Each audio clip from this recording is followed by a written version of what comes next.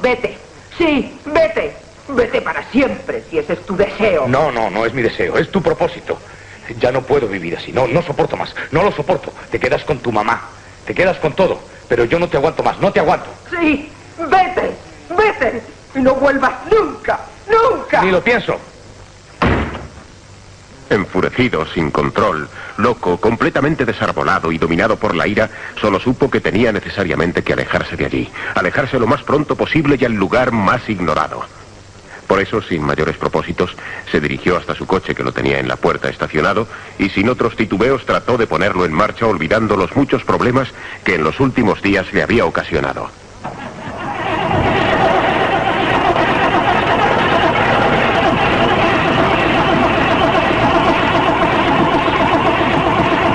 Y ahora no arrancará este maldito coche.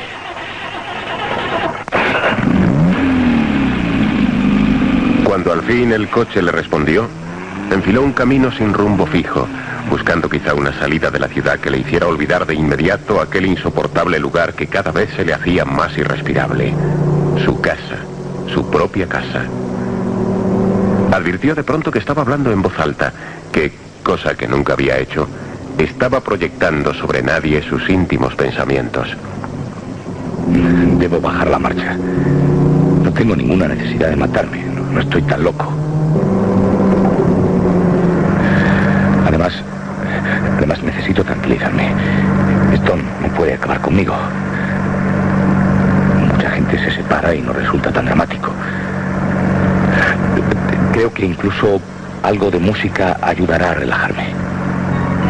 A los escasos minutos de iniciar su marcha advirtió que ya estaba lloviendo. Sucedía siempre.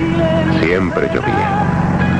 Y el coche no estaba en condiciones de acometer muchos kilómetros, pero era preciso alejarse de allí, marcharse lo más lejos posible y tratar de recuperar la calma en algún lugar donde nadie perturbara sus pensamientos.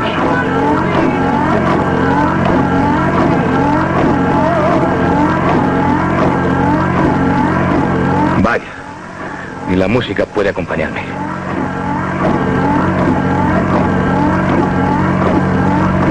A medida que avanzaba y hacía kilómetros, la lluvia era más intensa. El limpiaparabrisas no le respondía. Se le empañaban los cristales. Tampoco tenía tabaco. Pensó a la vez en los defectuosos neumáticos que apenas sí llevaban dibujo y decidió tomar mayores precauciones. Su desesperación se hizo más grande cuando advirtió que la aguja indicadora del combustible estaba tumbada hacia la izquierda por completo. Y ahora la gasolina. Solo me faltaba quedarme tirado en una noche como esta. Pese a la difícil visibilidad que le ofrecían los cristales, tuvo la satisfacción de reconocer un indicador de gasolina que anunciaba la proximidad del surtidor. Quizás, si había visto bien, no a más de 2 kilómetros. Creo que llegó. Sin embargo, cuando ya se encontraba a escasos metros del establecimiento, comprobó que este tenía sus luces apagadas totalmente. Estaba cerrado. ¿Y ahora qué hago yo? Se hace inevitable decir que se puso nervioso. ¿Por qué cerrarían las gasolineras tan pronto? ¿A qué distancia estaría del siguiente depósito? Sabía que tal cual llevaba la aguja de la reserva, nunca podría recorrer más de 15 o 20 kilómetros, a lo sumo 25. Se preocupó entonces por conocer el lugar exacto por donde iba circulando, cosa que hasta entonces no había comprobado. Y reparó en que se encontraba en una carretera de segundo orden, por donde apenas circulaban otros coches, y hasta entonces no se había cruzado con ninguno. La intensidad de la lluvia aumentaba por momentos. No podía hacer otra cosa, sin embargo. Tenía que arriesgarse y seguir la marcha, haciendo esfuerzos por no perder la línea continua de la carretera pese a la cortina de agua que estaba cayendo. Sintió miedo de quedarse tirado en aquel descampado solitario. ¿Quién podría prestarle ayuda en una noche como aquella, con lo que estaba cayendo? Comenzó a presentir los primeros y temerosos tirones del coche. Se encontraba ante un repecho y quiso rebasarlo. Lo consiguió. En aquella zona abrupta, llena de curvas, tan solo divisaba una luz mortecina, quizá de una pequeña casa de campo. Dios quiera que sea una casa y que al menos tengan teléfono.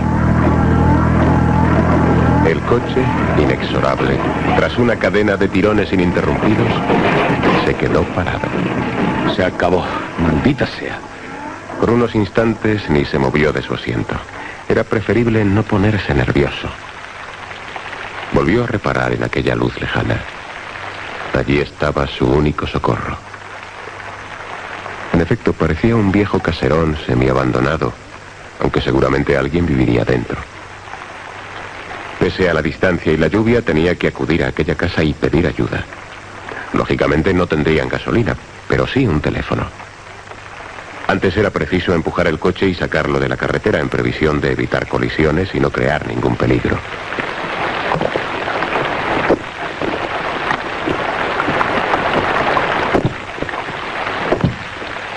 Por completo empapado y agotado después del esfuerzo, inició una veloz carrera hacia el gran caserón, olvidándose de los matojos y de los accidentes del camino. Estaba llegando a lo que parecía una balaustrada cuando escuchó los primeros ladridos. Vaya. El perro. Me lo estaba temiendo. Se paró en seco, sin dar un paso, atemorizado ante la presencia del animal que lo tenía a pocos metros. No sentía mayor temor hacia los perros, pero en aquellas circunstancias, de noche, bajo la lluvia, en un descampado, y corriendo, lo más lógico era que el perro le atacara o le diera algún susto. En ese mismo momento advirtió cómo se encendía una luz exterior a la casa y alguien ordenaba al perro estarse quieto. ¡Ven aquí, Puma! Señora, señora, necesito ayuda. No tenga miedo, hijo, no se asuste, que yo lo tengo amarrado. ¡Calla, cállate! ¿Puedo...? Pase, pase, hijo mío. ¡Uy, por Dios! ¿Cómo viene, pobre mío? Sí, discúlpeme. El coche me ha dejado tirado. ¿Podría usar su teléfono? Me temía que no viviera nadie por estos contornos. Lo siento mucho, pero no tenemos teléfono. Pero pase, pase, por favor. Está completamente empapado. Y tú, Puma, a tu refugio. ¡Vamos! Yo no quisiera molestar, señora. Pase, pase hasta adentro y déjese de cumplidos. Véngase al lado del fuego. ¿O es que quiere ponerse enfermo? Hace una noche infernal y quiere darle algo. Yo solo buscaba un teléfono. El teléfono más próximo está casi a 3 kilómetros. Junto a las primeras casitas del pueblo, pero suele estar casi siempre averiado. Además, con lo que está cayendo, yo no voy a permitírselo. Me temo que tendrá que aceptar ser mi huésped, por esta noche al menos. Es usted muy amable, señora, pero yo no quiero molestarla y debo seguir mi camino. No, nada. Usted debe recuperarse ahora del frío que ha cogido y quitarse inmediatamente esa ropa si no quiere ponerse enfermo. Quédese ahí tranquilamente, que voy a traerle algo. Pensándolo bien, tampoco era aquel un mal sitio. Nadie le esperaba en ninguna parte. Tan solo buscaba aislamiento. Claro que podía pasar allí la noche, sobre todo si era atendido tan amablemente como aquella buena señora le venía demostrando. Venga, es un batín de mi marido. Debe quitarse todo y ponerse esto. Oh, está chorreando. Así además podré ponerle secar sus pantalones. No se moleste, de verdad, señora, no se moleste. Ya le he causado demasiados trastornos. Ya está bien de cumplidos. Espero que no le importe. Mi marido murió hace ya muchos años, aunque conservo toda su ropa. Venga, no lo dude más. Quítese todo y póngase esto. Le dejo solo para que no tenga reparos.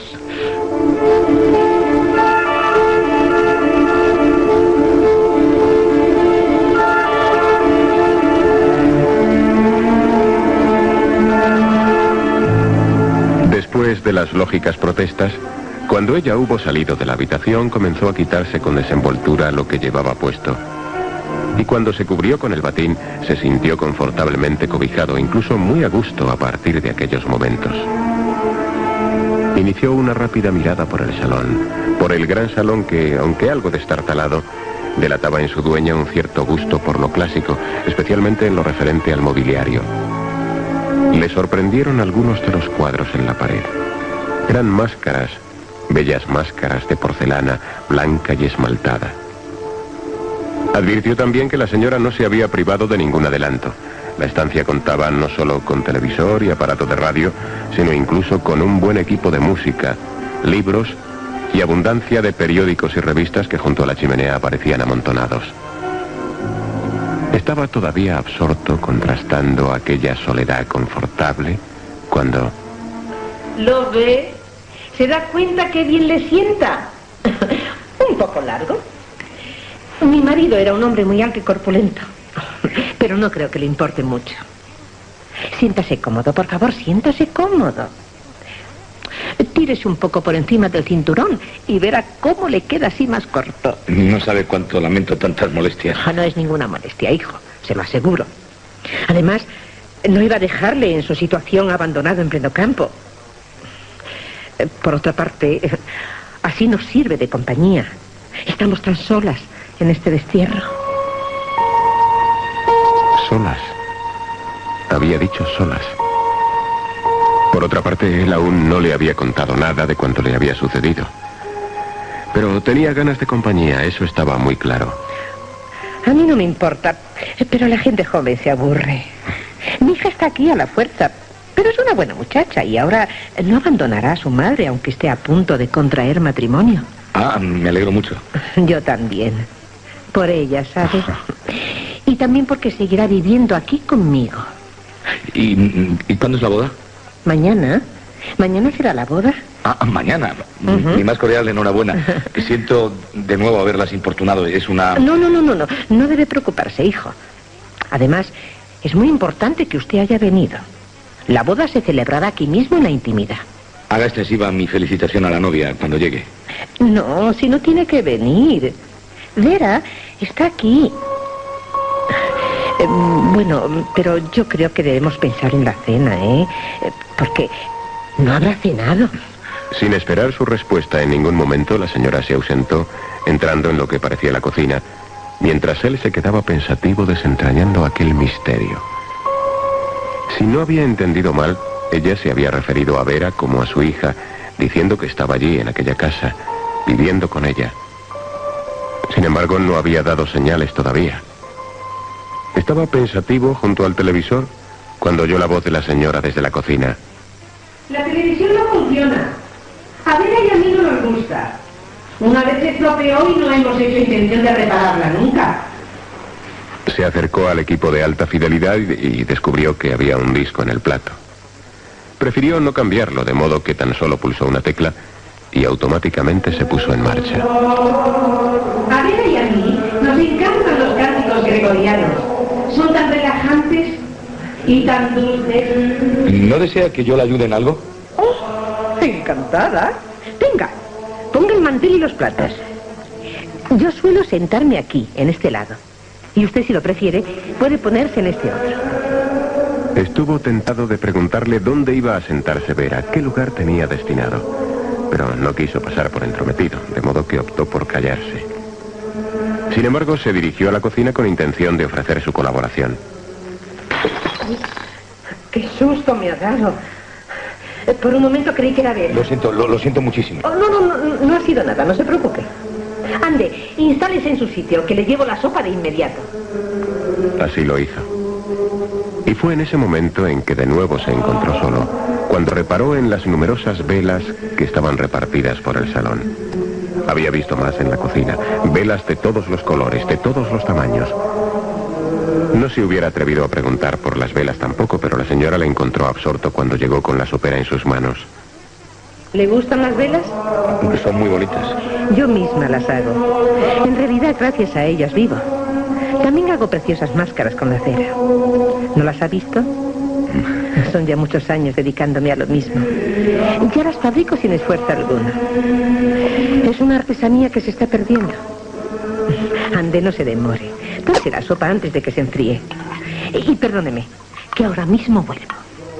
Con la sopera en la mano y una pequeña bandeja en la otra, la señora inició la subida de las escaleras hacia una habitación superior.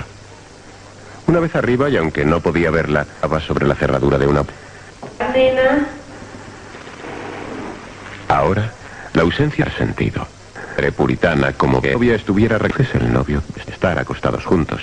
No había subido un plato. estar en aquella casa. Había otra afable, que la novia estuviera Claro, eso era. Pedida y en la cama, y no podía. En cualquier caso, le parecía ya no diera muestras de querer contar. Estuvo reparando en los cuadros que le habían parecido de porcelana de cera. De cera, había dicho. Volvió a abrírsela de nuevo, echó la llave. Extendió. El loco comprobó que la cena estaba intacta. La anfitriona se sentó a su lado y se sirvió el mismo plato. Pobrecilla. Está tan nerviosa que apenas ha probado bocado. No es extraño, estará impaciente esperando la llegada del novio. Oh, no. Si el novio también está aquí, deben de ser los nervios. Eso le pasa siempre, es lógico. ¿Había dicho que el novio también estaba en la casa? ¿Y acaso había dicho también que eso pasaba siempre? Se había producido un cierto y misterioso silencio que ella rompió ofreciéndole el segundo plato. Sírvase, por favor. No es preciso que me espere. Yo apenas ceno, no debo. La curiosidad le rondaba la cabeza. Ahora comprendía, sin dejar de parecerle una monstruosidad, que la señora mantuviera a su hija encerrada bajo llave. Si el novio se encontraba en la casa, ella solo protegía la integridad de su hija. O bien él era un Casanova, o acaso Vera fuera una joven ardiente incapaz de soportar 24 horas de espera. Por cierto, ¿es usted casado? Por primera vez le preguntaba algo sobre sí mismo. Todavía no le había permitido explicar su presencia en aquella casa. La verdad es que era un encanto. ¿Casado? No. Bueno, sí. Quiero decir que estoy casado, pero justamente hoy, por fin, he decidido separarme. Ya me siento separado. Pero yo supongo que en un día como este, cuando su hija precisamente va a contraer matrimonio, no será muy agradable hablar de esto. Desde luego, no me parece oportuno. No se preocupe. Comprendo que no todo sale bien cuando se celebra un matrimonio. Pero a mí no me gusta inmiscuirme en asuntos privados. Comprendió que a partir de aquella declaración de principios ya no estaba autorizado para hacer más preguntas sobre los misterios que estaba especulando en torno a los novios. Comenzaba a sentirse algo más incómodo. Usted no fumará, por supuesto. No, hijo, no. Pero creo que tengo algún cigarrillo. Déjeme que busque. Creo que sí, ya sé dónde tengo alguno. Cuando se levantó de la silla y tras el ruido, ella se volvió a su invitado y extrañada le preguntó: ¿Ha oído? ¿No ha oído algo? Creo que Vera me ha llamado. La pobre depende enteramente de mí. No puede moverse sin mi ayuda. ¿Paralítica? Al fin. Seguramente había acertado porque la buena mujer hizo un gesto resignado y le dejó en aquel momento volviendo nuevamente a subir las escaleras que la llevaban hasta la habitación donde ella estaría descansando.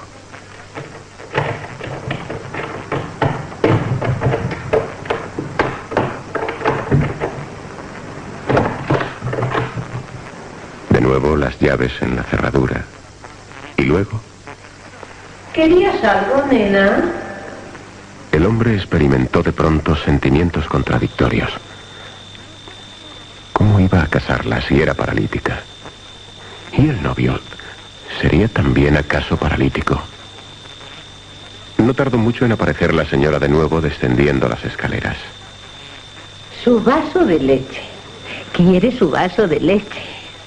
Entró de nuevo en la cocina y regresó con el vaso de la leche, disponiéndose nuevamente a subir y luego bajar aquellas escaleras. ¿Quiere que se lo suba yo? No. Por un instante le pareció que incluso ella se había desencajado. Pero era completamente lógico. ¿Cómo se había atrevido? ¿Cómo iba a permitir ella, su madre, que él, un desconocido, entrara en la habitación de la novia la noche previa a su desposamiento? Nuevamente cerraba la puerta con llave y descendía aquellas escaleras. Naturalmente se había olvidado por completo de sus cigarrillos. Tenga.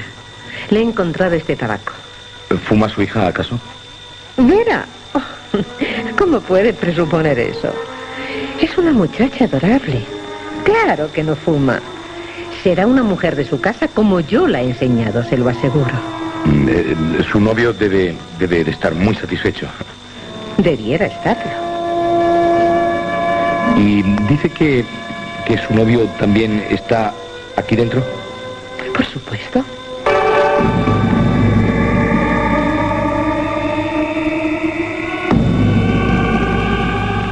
Le parecía imposible reanudar la conversación después de todo aquello. Además, se sentía verdaderamente cansado. Ella, la señora, debió advertirlo. Está usted cansado. Es natural, claro. Le voy a enseñar su cuarto. Va siendo hora de que nos vayamos a la cama porque mañana hemos de levantarnos muy temprano. Sí, yo mañana tendría que levantarme muy temprano y acercarme a la cabina para llamar por teléfono, a ver si No era tan extraño, pero ¿por qué no le había hablado antes de su coche? Podía haberle resuelto fácilmente la gasolina y sin embargo... Pero ella no había reparado en lo que le había dicho. Seguía dando muestras de una amabilidad exquisita. Mañana necesitará su traje limpio y planchado, de manera que ahora mismo voy a preparárselo. Luego se lo dejaré en una silla de la habitación, procurando no despertarle, sin hacer ningún ruido. Suba ahora conmigo. Al pasar junto a la puerta tras la cual se encontraba Vera, la anfitriona miró sonriente a su invitado y luego se detuvo en la habitación contigua, invitándole a entrar. Este será su cuarto. Muchas gracias, señora. No sabe cuánto... Oh, no, nada, querido. Que descanse. Espero que mañana se encuentre muy descansado. Su obsequiosa amabilidad todavía iba en aumento. La habitación parecía realmente confortable. Su mobiliario estaba constituido por una gran cama de matrimonio, un sólido armario de luna y un escritorio. También había un precioso lavabo con su aguamanil y su espejo. Y un hermoso sillón con las patas artísticamente talladas. A los pies de la cama había extendida una alfombra cuyos dibujos hacían juego con las cortinas. Y la luz provenía de un excelente y rico candelabro. Todavía escuchó a la señora en el pasillo. Salía de la habitación de su hija y se estaba despidiendo. Hasta mañana, querida. Te deseo la mayor felicidad del mundo en tu cuarto matrimonio. No pudo evitar un fuerte estremecimiento. Cuarto matrimonio. Caramba con la niña. ¿Qué haría con los novios? Todas sus incógnitas anteriores se le fueron acumulando. Sin embargo, no dejó de sorprenderse al advertir una rendija de luz bajo la puerta que daba al dormitorio contiguo. Naturalmente, aquel era el cuarto de Vera y con seguridad no podía dormir. Estaría leyendo. Su curiosidad había subido de grados. Debía aproximarse a la puerta y tratar de ver lo que Vera estaba haciendo. Lo único que llegaba hasta él era aquella música suave, la misma que había escuchado en el tocadiscos de abajo. Efectivamente, a la niña también le gustaba el gregoriano. Pero no podía ver nada a menos que apostara su ojo sobre el orificio de la cerradura. Y lo hizo. Lo más que pudo advertir es que la habitación estaba iluminada por grandes cirios. Y cuando indagaba buscando otros detalles que le desvelaran algún misterio, le pareció escuchar los pasos de la señora subiendo las escaleras. Precipitadamente se metió en la cama. Y de inmediato vio cómo se abría la puerta de su habitación y la mujer ponía su ropa sobre el sillón de las patas talladas con excesivo cuidado. Estoy despierto. Ya tiene lista su ropa. Que descanse, querido. Hasta mañana. Y sea bienvenido a nuestra casa. A veces no lograba entender del todo las expresiones de aquella mujer que comenzaba a despertarle ciertos recelos. Estaba completamente decidido a desvelar aquel extraño y ya inquietante misterio. Le hubiera gustado conocer a la novia y también al novio. A lo mejor a la niña no le importaba tanto. Ella debía saber que en la casa había un extraño. Se acercó nuevamente a la puerta y estuvo chistando.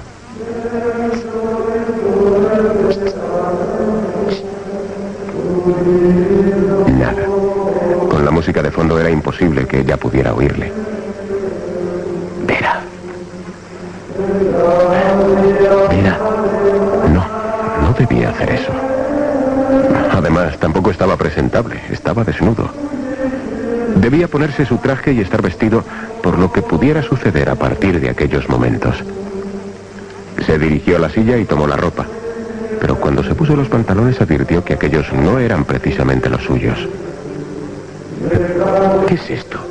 Vio la luz y comprobó que la señora se había equivocado. Le había subido un traje de chaqué mucho más grande que el suyo. Naturalmente, aquel era el traje del novio, y al novio, con toda seguridad, le habría puesto por error el suyo. ¿Qué podía hacer a partir de aquello? No obstante, se lo puso, y cuando se miró en el espejo se encontró absurdamente ridículo. A la vez, le asaltó un extraño escalofrío. ¿Pero qué hago yo con esto? No tenía otra ropa que ponerse, sin embargo, y estaba dispuesto a seguir investigando. Apagó las luces y comprobó, asomándose al pasillo, que toda la casa estaba a oscuras con la excepción del dormitorio de Vera. La madre debía ya estar durmiendo. Pero naturalmente, si quería conocer a la novia, debía penetrar por la puerta de dentro. Estuvo hurgando con algún objeto que encontró en el lavabo y descubrió que era muy fácil abrir aquel pestillo. Pero naturalmente la chica podría estarlo oyendo y a lo mejor, víctima del miedo, prorrumpía en gritos. De modo que fue acompañando su acción con algunos susurros. Vera. Vera. No se asuste. Soy yo. ¿Y quién era él? La chica podría confundirse y hasta pensar que él era el novio. Iba vestido de novio. Siguió, no obstante, hurgando, a punto de conseguirlo. Vera, no se asuste. Soy un amigo. Por fin, el pestillo cedió. Y abrió la puerta con excesivos cuidados, lentamente, procurando que la chica advirtiera que, en efecto, alguien entraba en su cuarto. Le sorprendieron aquellos grandes candelabros. La cera abundaba en aquella casa y seguramente sus habitantes se habían acostumbrado a ella durante muchos años. Vera. Vera. Sobre la cama, efectivamente, flanqueada por los 4 grandes candelabros, estaba la chica, de una belleza rebosante, espléndida. No tendría más de 22 o 23 años, pero parecía dormida. Y llevaba puesto su traje de novia, su traje blanco.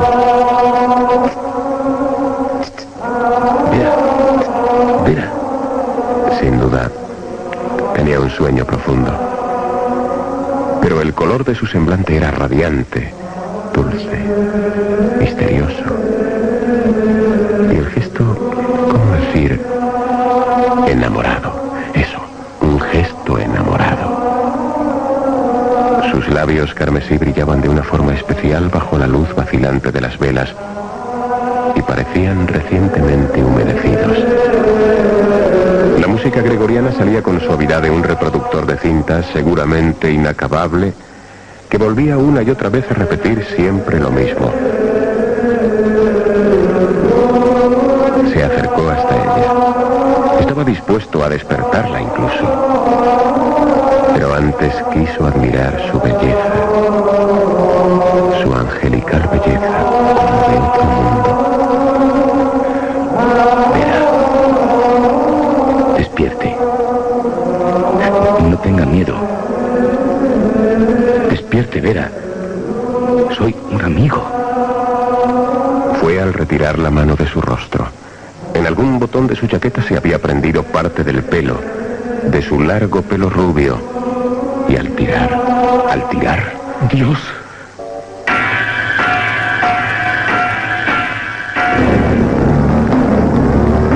Retrocedió volvió completamente horrorizado, llevándose con la cabellera parte del rostro. Horripilante. Tétrico. Debajo de aquel bello semblante, tan solo había huesos. Una calavera. El rostro no era más que una máscara de cera. Y la muchacha, una calavera horrenda. Espantoso. La máscara rodó por los suelos, cuando sin más sintió como alguien golpeaba con fuerza y sin piedad su cabeza, perdiendo de inmediato la conciencia de todo.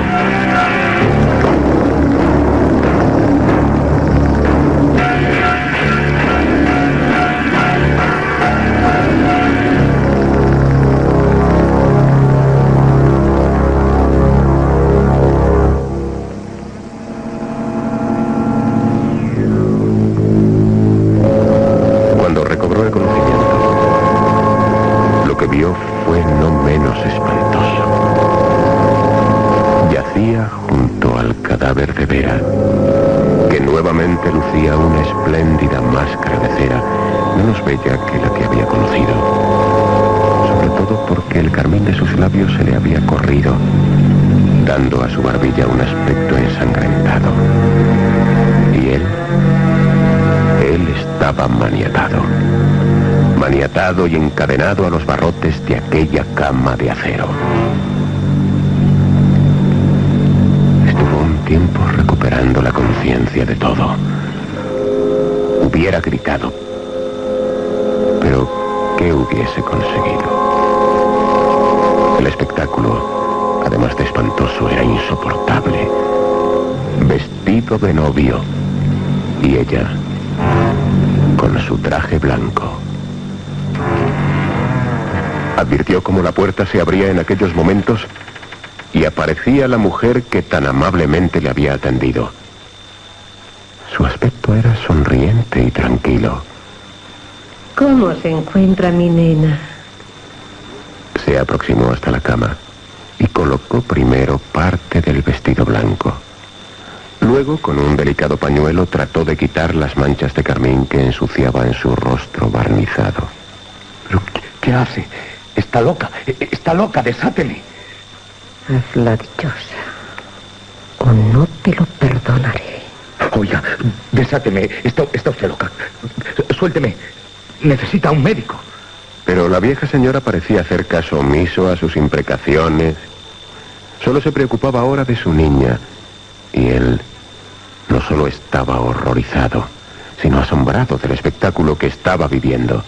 Oh, Vera, qué feliz me siento. Oiga, usted es una buena mujer. Quíteme esto. No, hijo mío, no. Ahora has de cumplir con tu compromiso. Dentro de unos instantes os convertiréis en matrimonio. Pero no comprende que Vera está muerta. Su hija está muerta. ¡Muerta! Yo la ayudaré a moverse y andar si es preciso. La cuidaré de día y de noche.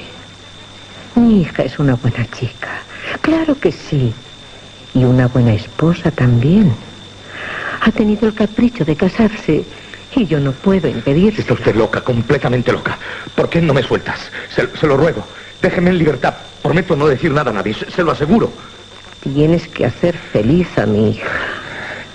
Tú no harás como los otros, ni como el primero que quería llevársela para siempre de mi lado. Tienes que hacerla feliz y vivir aquí, con ella y conmigo. Por favor, señora, se lo ruego. Usted necesita un médico. ¿Por qué no me deja que la ayude? Puedo hacerlo. Se fue hasta el reproductor de cintas y estuvo allí manipulando hasta que consiguió que una música diferente al gregoriano sonara inundándolo todo.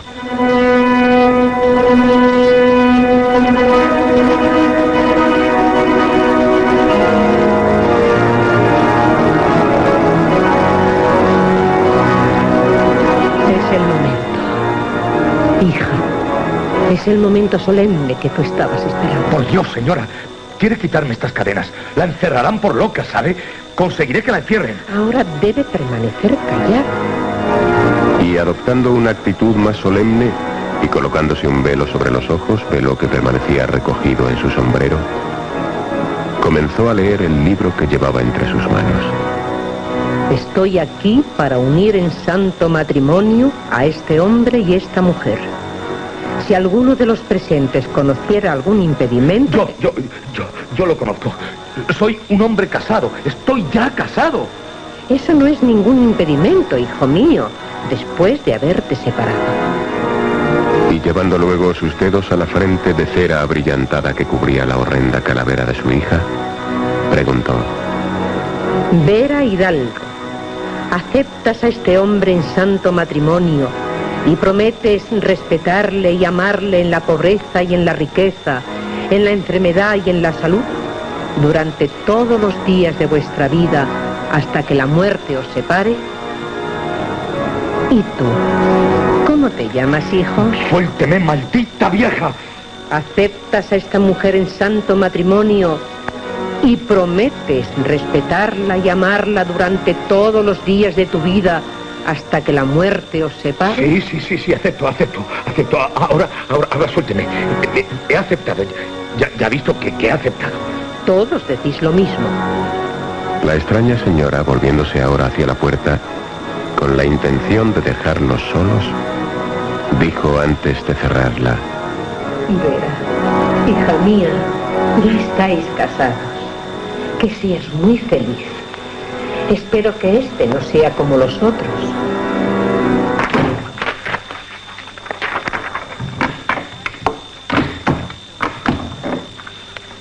Advirtió cómo la llave cerraba nuevamente aquel maldito dormitorio. Y él se quedaba absolutamente solo, junto al cadáver de aquella pobre muchacha que solo Dios sabría por qué extrañas cosas había pasado. Gritó, ahora gritó desesperadamente como hasta entonces no había hecho. ¡Socorro! ¡Socorro! ¡Sáquenme de aquí! ¡Puedo volverme loco!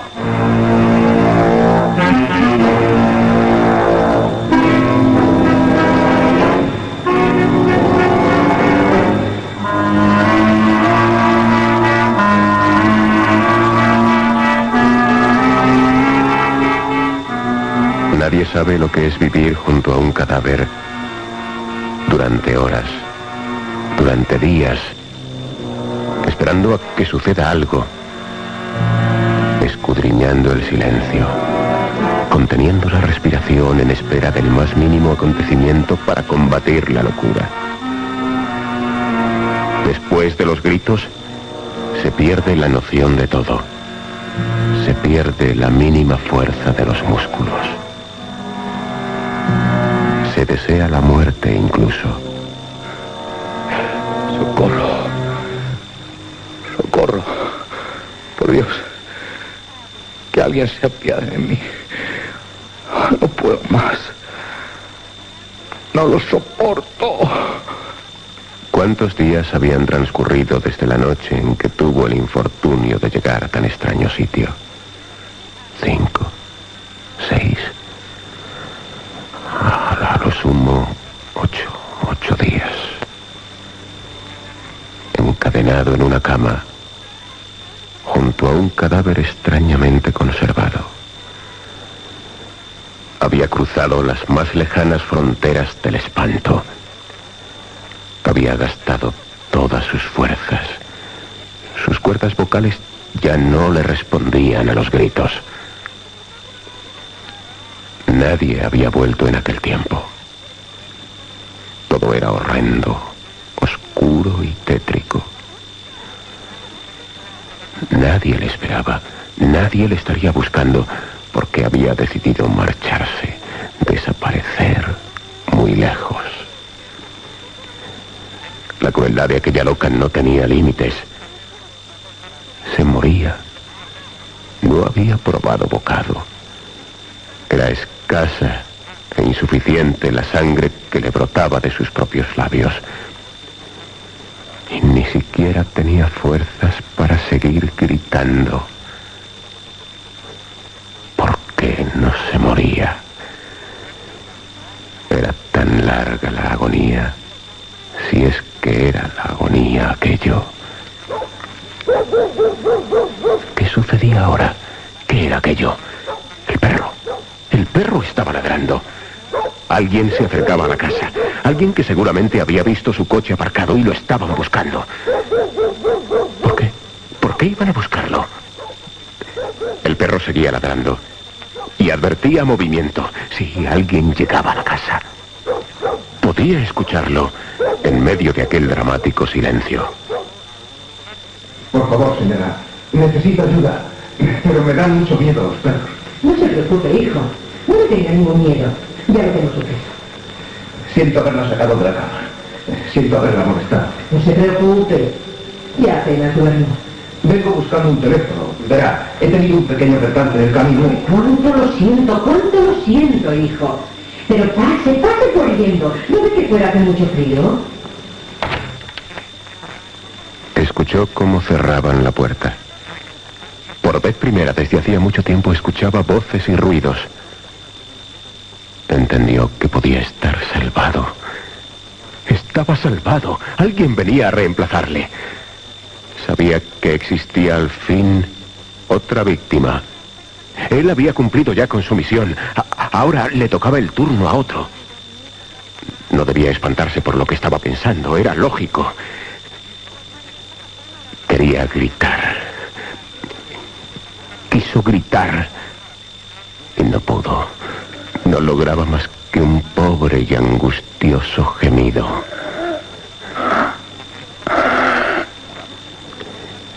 Pero sabía que estaba salvado. Alguien iba a ocupar ahora su puesto. Otro novio para su hija, para Vera. Otro desaprensivo. ¿Querías algo, nena? Esta vez lo había gritado desde abajo. Sí, por si el nuevo visitante escuchaba sus gemidos. Pero tendría que subir y ofrecerle comida. Sí, tenía que llevarle un plato de sopa como hizo la noche que él había llegado. Ahora escuchaba música. Todo se repetía, se estaba repitiendo. Bajo la música tan solo percibía algún murmullo. Era una mujer muy amable. Se lo estaba ganando. Podía enternecer a cualquiera. La historia de las velas, una profesora de manualidades, una experta con la cera. Ahora supo que ella llegaba hasta la puerta. ¿Necesitas algo, nena? Era el momento. Claro que era su momento. Tenía que sacarlo de allí si ella deseaba proseguir con su juego. Y estaba dispuesta a seguir con el juego. Era parte de su vida, de su locura. La vio emerger de pronto, sonriente, con una cara amable, muy amable. Oh, por Dios, señora, por Dios. Ya. Me muero. Compadézcase de mí. Compadézcase. Ya tiene otro novio. Primero le hizo una caricia. Cómo se lo agradeció en aquellos momentos. Luego comenzó a quitarle las cadenas, aquellos temibles candados que habían desgarrado su piel, por donde se había ido desangrando. Sí, al fin iba a liberarlo. Se había compadecido de él. Le había sonreído. Tenía que llegarle al corazón. Piedad. No pensaba liberarlo. ¿Qué excusa podría usar con él ahora? Claro que iba a proseguir el juego, pero él no iba a ser liberado. Tenía que golpearla como fuera, tenía que hacerlo. Ahora que tenía libres sus brazos. Era imposible, completamente imposible. No tenía fuerzas para mover un solo hueso. Ella lo manejaba como un muñeco de trapo. Vio cómo se movía con agilidad por el cuarto. Luego, abrió una trampilla que había en el dormitorio. Y supo que iba a ser arrojado. No pudo protestar siquiera. Se arrastraba sin ningún esfuerzo. Y cayó de pronto.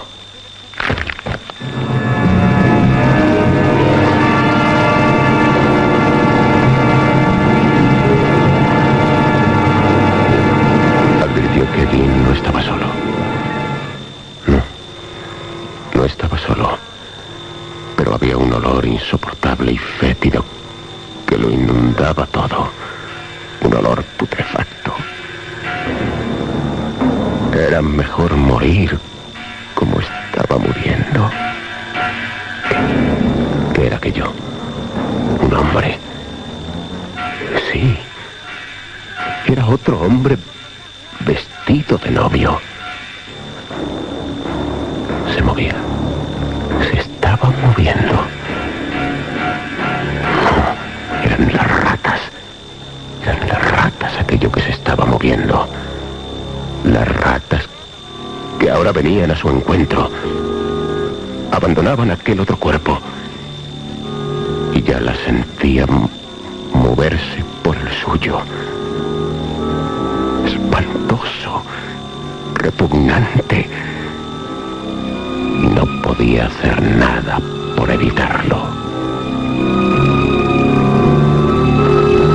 ¿Cuánto tiempo podría durar aquel suplicio?